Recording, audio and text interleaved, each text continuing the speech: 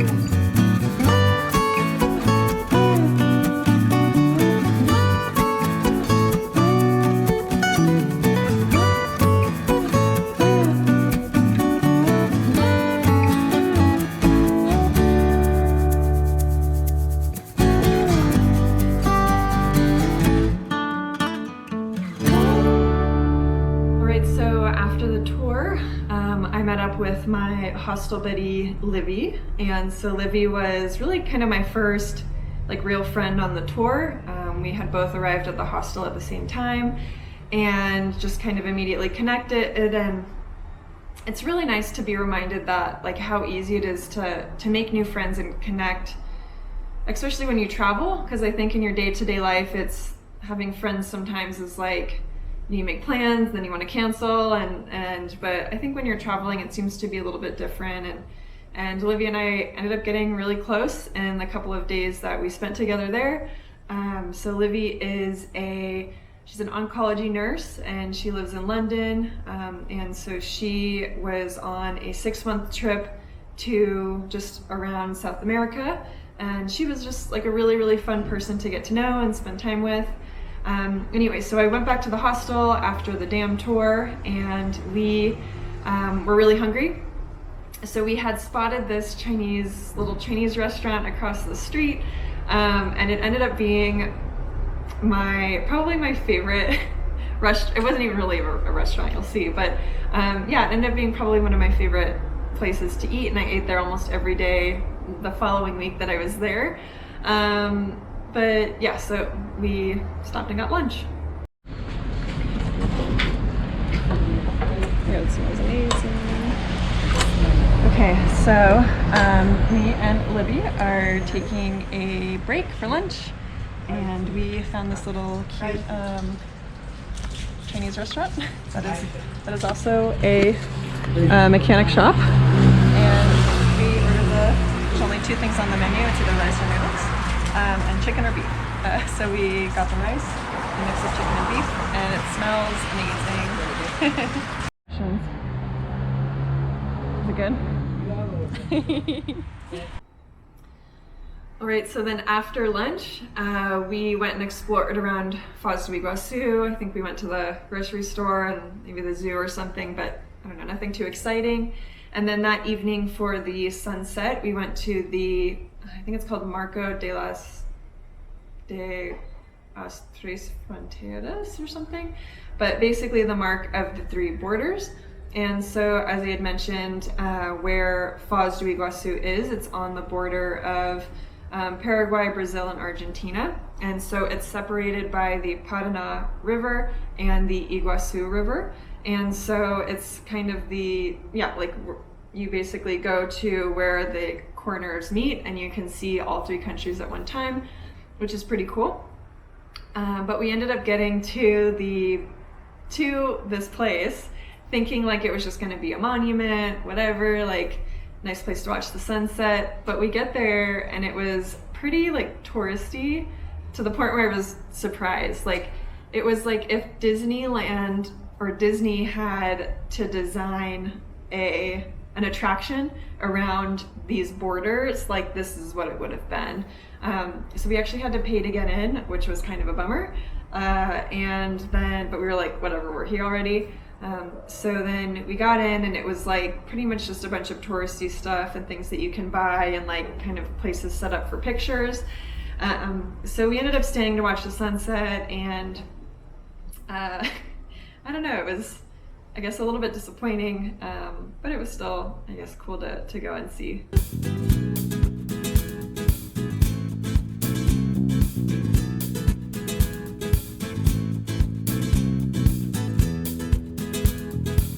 So we are at the Tres Fronteras, and we thought it was just going to be like some kind of a marker of the 3 borders, but we actually had to pay a 28 reais fee to enter. Looks a little bit like Disneyland. Feels a little bit like an attraction. Yeah, so hopefully it'll be worth it.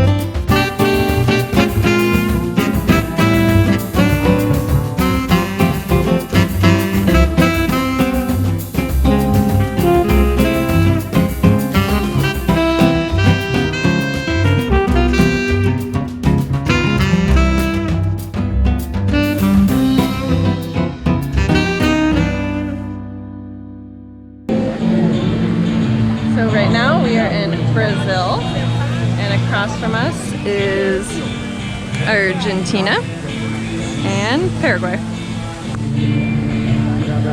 So, what is your opinion of this place? Would you come back? No. Nice sunset, which we could have seen for free. Probably, at a different location. But glad we came. We saw what it was all about. Yeah. Now we know. Yeah. And We know not to come again. no, not to come again. But it was nice. Yeah. And then once we were done at the three borders, we went and met up with just some more hostel buddies that we had met, Eva and Dina, who are these two girls that we met from Germany. And we sat down and have some really good pizza. On it, pesto, cherry tomato. Right, so we're here with Eva, I was thinking of you because Olivia, and Dina. And we're having a really nice the crust is really good. And then I guess the next day, which was my last day with Livy, we went and did the Secret Falls, which is a series of short hikes to these kind of waterfalls hidden throughout the city, which was pretty cool, and we were really excited for it. I guess it was a little bit different from what we were expecting. We got a guide who didn't really speak any English, and I had a hard time understanding what he was saying in general. But basically we hiked to these like waterfalls that were hidden, which was pretty cool. And then once we got to the waterfall, the guy was pretty much like, oh, just like come into the waterfall and like get a waterfall massage. And it was a little bit like kind of bizarre and hectic, but we ended up just kind of tromping around in these like back trails to these waterfalls, which was still pretty fun. And it was actually really nice to see just some of the little kind of jungly areas around the city, and the waterfalls themselves were really beautiful. Yeah, but it was kind of an interesting experience.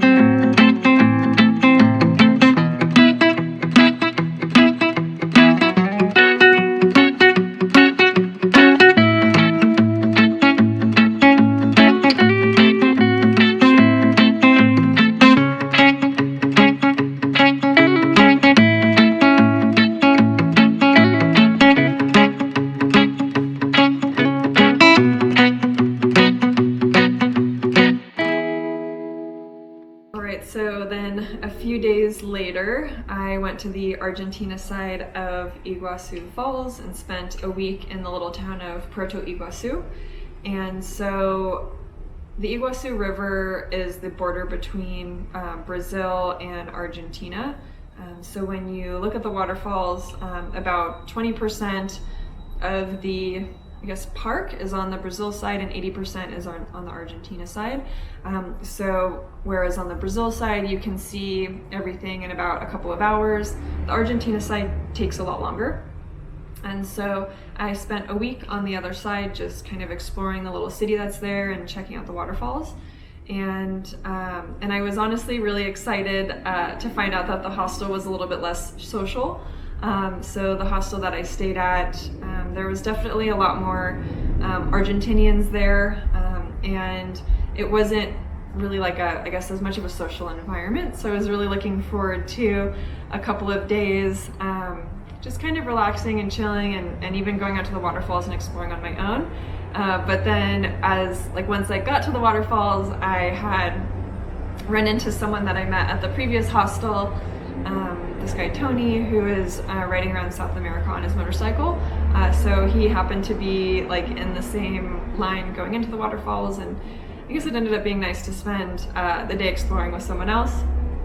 And yeah, so the Argentina side of the waterfalls, I guess now that I've been to both sides, the Argentina side is definitely a lot bigger, but I think the Brazil side was really, because you're kind of in the waterfall, so you get a sense of, wow, this is amazing, and how big the waterfalls are. The Argentina side, it's definitely a different level of amazement and wonder, because you're kind of on the top, so you see more of the top of the waterfall, and you get a lot closer to the water. But I'd say both are pretty awesome and worth visiting. And yeah, so it ended up being a really nice day, sunny and hot. And yeah, so here's some of the clips from the Argentina side.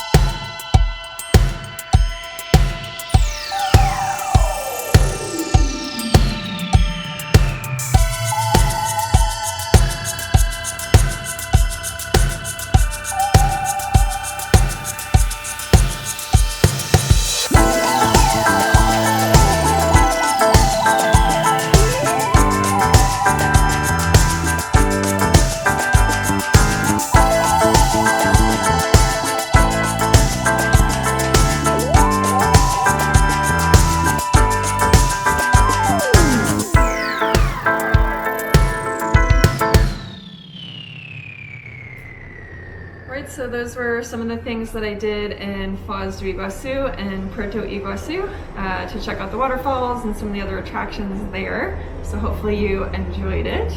And so next week I will be showing my trip in Curitiba. I'm in Curitiba right now as I'm filming this. and you'll get to find out why Curitiba is a really cool city in terms of urban planning. Yeah, so check it out next week.